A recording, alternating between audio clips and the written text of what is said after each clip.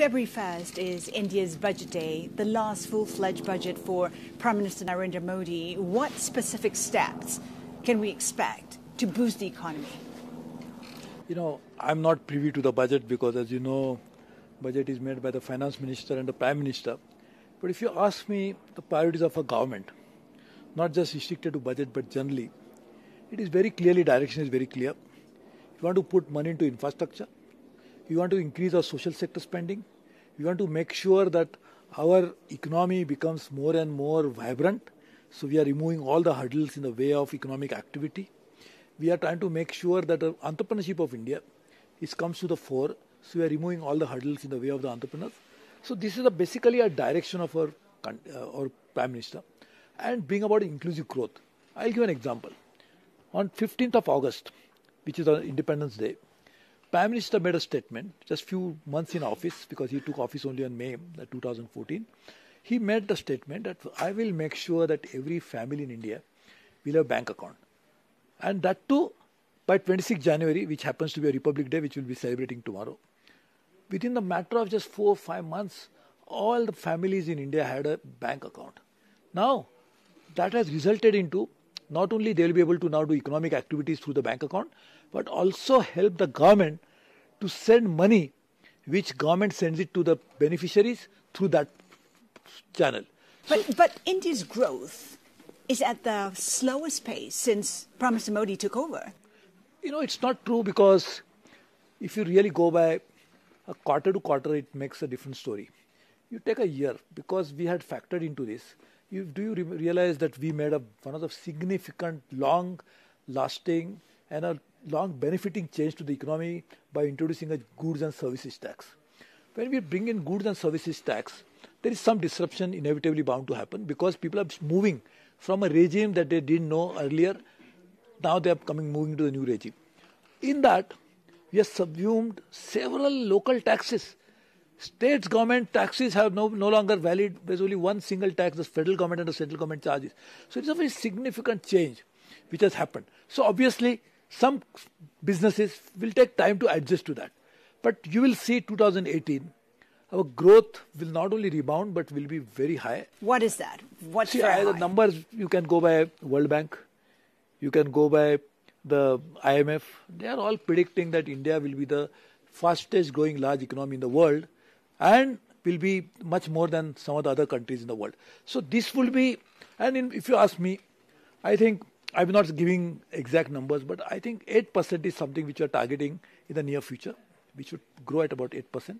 And over a period of time, with these structural changes happening, I should not be surprised when we see a growth even rising further. Prime Minister Modi implemented an ease of doing business policy, yet India dropped in rankings in terms of ease of doing business. How do you explain that? You explain it because we did it. That's how we did it. Like, the very interesting thing, Nike has a very interesting byline for sales. They say, just do it. So what we did is, Prime Minister set a target that we must improve the ease of doing business. And when Prime Minister took over, we were about 142. Now we are 100. And I can tell you in the next few years, the target is to take it to 50. Because we feel, and I'm not saying next year, I'm saying in the near future. For a simple reason, is that now this has given us a confidence. The question you're asking me is a very good question, how we did it. Because given us a confidence that if we work as a team, in India, the government under the constitution, the powers of state are divided into various arms of the government at various levels. There's a federal government which has certain powers, the state governments have certain powers, the local governments under the constitution have certain powers. And each of the powers impact ease of doing business. So we said, let us work as a team and the team will deliver. So we delivered as a team. India wants foreign investment. Yeah. It badly needs foreign investment. When you take a look at Apple, it's been trying to set up manufacturing plants in India. What's delaying that? I mean, you said, Nike says, just do it. Why hasn't it happened? So that's what I'm telling all the foreign investors, just do it. Why? There's a big market in India. There is an infrastructure available in India to manufacture. There is an ecosystem available because nowadays the manufacturing is going to be very high-tech. which would involve use of information and communication technology in a big way. We have a huge manpower resource available there. We have educational institutions to support manpower. I will tell you something interesting. But why isn't Apple doing it yet? What's delaying the plans? When will it happen? Let me explain to you. One is, we started pitching for it only about 2 years ago. We are already seeing a huge investment in the pipeline. Many good companies are coming. But I will just tell you something interesting. All top Fortune 500 companies, if not all, most of them, have got their research and development offices in India. How they could have a research and development office in India? Because they realize there's a manpower available. You can do research and development, which in a way is a one step short of manufacturing. So when you have so much of research and development facilities created in India, why do you think these global companies are doing it? So, Minister, is there a timeline when Apple can start manufacturing in India?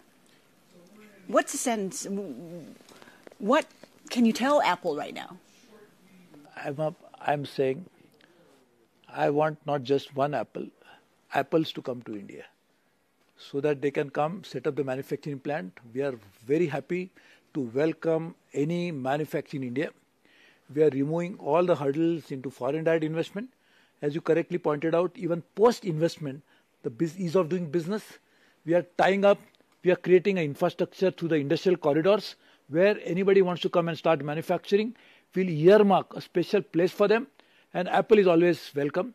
Not apple a day, many apples a day, to keep all the doctors away. So we'll be very happy to have them. Let's touch on e-commerce. How will India regulate companies like Amazon?